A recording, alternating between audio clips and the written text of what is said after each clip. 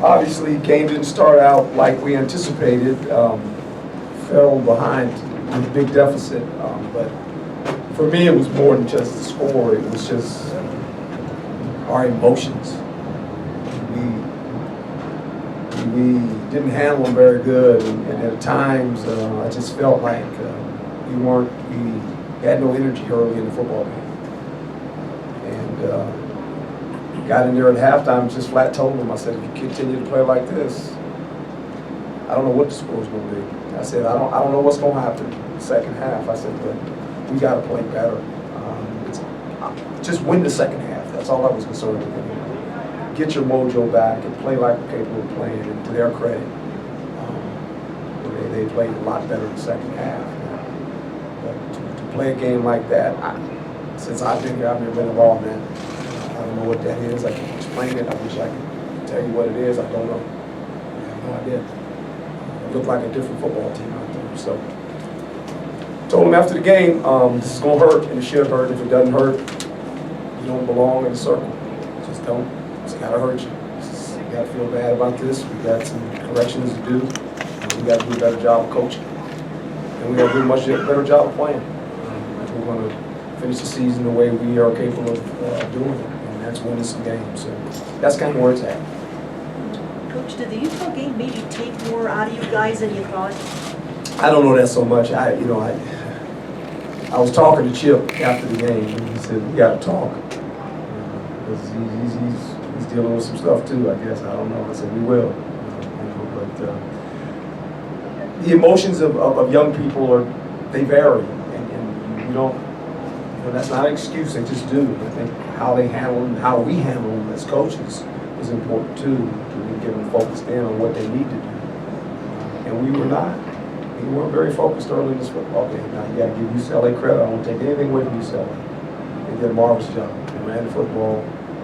They did some things defensively. We couldn't move the ball early in the game, and you got to give them credit. So the second half was more of a competitive game, and we got to build on that. We're a 5-3 football team right now, so we got to build on it. And I think going through this, we're going to find out a lot about the young guys in the locker room and about the seniors too. Who wants to lead now, who wants to step up. So Jaden's fine, going through all this. He never thought about coming out of the game. He didn't want to come out of the game. He wanted to play and finish with his football team and put some points on the board. And we got the second half, we got it going, and they had some nice drives, and he made some nice throws, and some guys made some catches. So that was good to see. After a game like this, do you think it was easier said than done just to flush away that feeling you had after the Utah game? I think as the game ended, I felt better about our competitiveness. We competed. The defense took the ball away a couple of times. Guys were tackling and running to the ball, and the offense protected Jaden, and he made some throws. The receivers caught the ball. It looked like the second half was the first half. We've been a pretty competitive football game. That was not the case. They were playing with a big lead, and when you play with a big lead, that's hard too.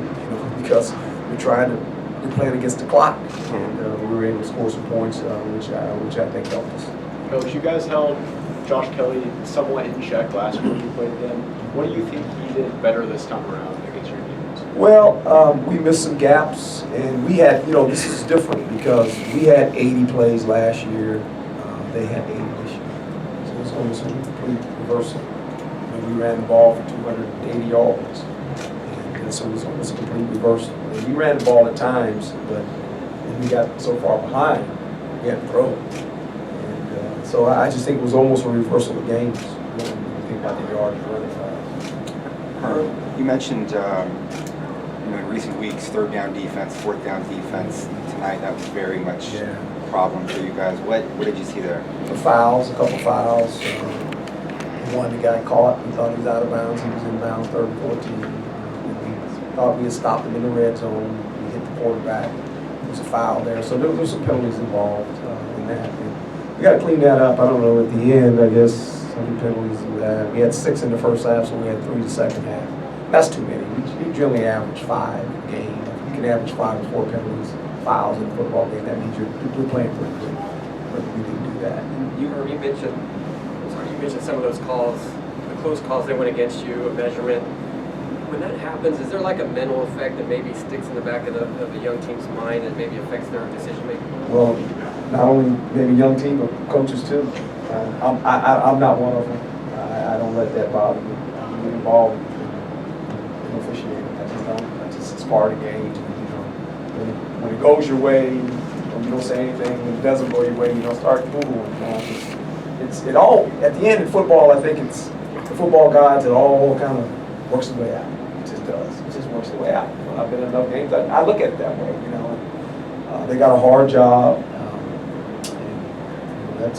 They're under scrutiny all the time. I always say the officials never have a home game, no matter where they're at.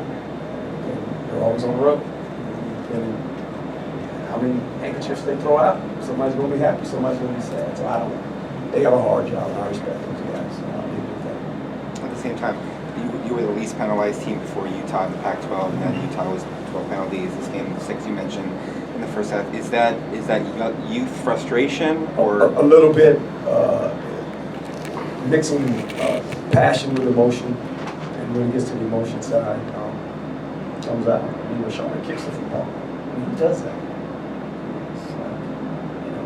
But here again, he's done it in practice, and we told him, said, we said you can't do that, and lo and behold, he does it. It was like shocking to me. And Danny did the right thing and he benched him, and that's where he's going to stay until he figures it out. You know, you don't do stuff like that. That's not football. I don't know what that is. You don't do that. You just don't. And I think our guys understand when you commit fouls like that, two things happen in football as a coach. You're coaching it or you're allowing it to happen. If we're not coaching it, we ain't allowed it to happen. So that's how it's going to work around here. No one's going to mar the game of football because they're emotions and all that silly stuff. We don't do that around here. That will never be tolerated when that happens. They'll be sitting by the old bench. Yes, Well, Mark, were they doing anything on offense that you guys didn't expect coming in? No, they ran their offense. They do what they do. They had 80 plays. You had 80 plays. That's a lot of offense. You know, we had to get off the field on third down, and they converted some. They stopped us a couple times early in the beginning of the game, and we didn't make any conversions on third down. So it's a similar script. We had 80 plays last year. We had 81, I think. We had 57. So. A couple of players said that there were some different things they may have saw that caused the offside penalties at the beginning of the game. So when they see something they didn't see too. Yeah, I don't know that. Offside. Last time I checked, watched the ball for the defensive play. Always watch the ball. And history of football. Big crowd. That would not be an excuse there. But just watch the ball, man. Thanks, Coach. Thank you, guys.